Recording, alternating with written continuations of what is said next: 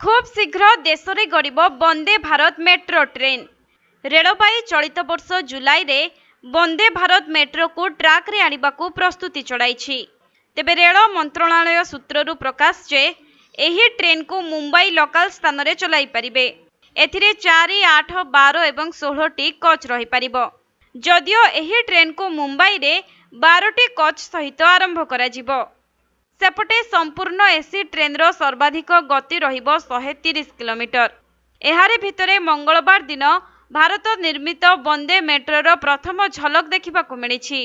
देशर प्रथम तथा संपूर्ण स्वदेशी एही ट्रेन को चेन्नई स्थित इंटीग्राल कोच फैक्ट्री रे तैयारी करा जायछि, जहार एक वीडियो मध्य सामना को आसीछि। एथिरे फैक्ट्री भितरे ट्रेन रहिथिबार देखा जाउछि। तेबे प्रथम पर्याय रे एही ट्रेन को मुंबई रे आरंभ करा जिवो, कारण मुंबई रे लोकल ट्रेन रो चाहिदा बहुत अधिक। मुंबई परे राजधानी दिल्ली, चेन्नई एवं कोलकाता रे मेट्रो चलाइबा को योजना करा जायछि। तेबे मुंबई रे चलिबाकु थिबा ट्रेन बगी रे दिल्ली मेट्रो भली बसिबार व्यवस्था रहिबो। आउ एगुडी को एपरि भाबरे डिजाइन करा जायछि जेपरि अधिकरु अधिक यात्री छिडा होई यात्रा करि परिबे।